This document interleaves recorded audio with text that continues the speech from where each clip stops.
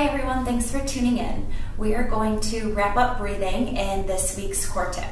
I hope that you have been able to practice 360 breathing in your daily life and through your exercise, and know that when done correctly and practiced frequently, it does become the natural way that you breathe, and you have to think about it a lot less over time.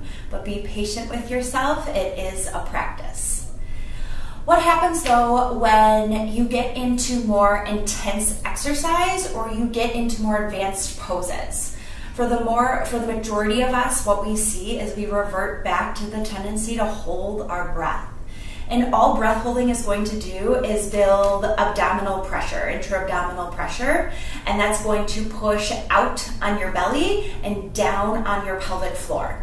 So for all of us, if we build this excess pressure, it's actually doing the opposite of what we want our core work to do. It's going to weaken the muscles and it's going to decrease their function. For people with diastasis, or if you're suffering from prolapse or a pelvic floor dysfunction such as leaking, you're actually intensifying your problem when you hold your breath and create that extra pressure in the abdomen. So we're going to get you into two different exercises today. The first is just a simple plank hold, but challenging, a super challenging core exercise. So I'm going to have you come down onto your forearms, extend your legs back behind you for your full form, and posture is everything, setup's everything. So take an inhale breath and stretch the crown of your head forward while reaching your heels back. Drop your gaze right down at the floor so your neck is long, and lift the back of your head up. Now notice what you're doing, right? A lot of us go right into that breath hold, but we're gonna change it. We want you to have a nice 360-degree breath here. So take a big inhale through your nose. Ribs should expand up into the back of your shirt. Exhale through your mouth. Feel the belly pull in, feel the pelvic floor lift up. Now, add a little squeeze to your glutes and try it again. Big inhale, ribs expand. Big exhale, belly pulls up, pelvic floor pulls in. When you're in a plank pose, you want to keep cycling through that 360-degree breath so that you manage the pressure better in the abdomen and you actually create strength in the muscles.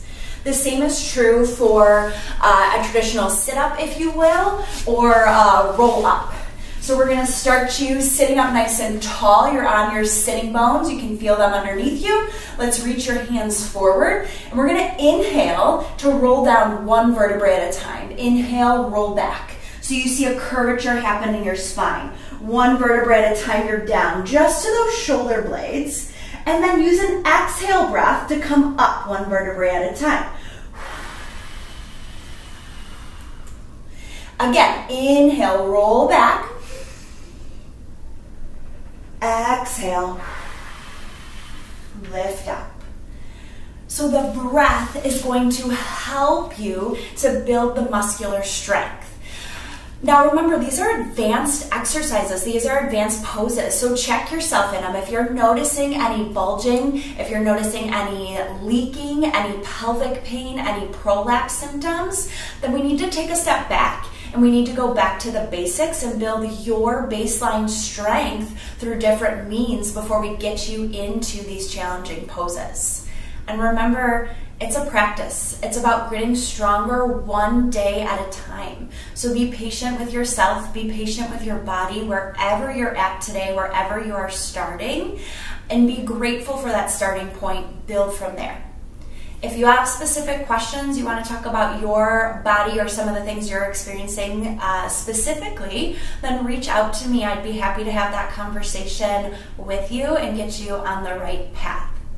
I hope that you all have a great week, and I will see you soon. Bye.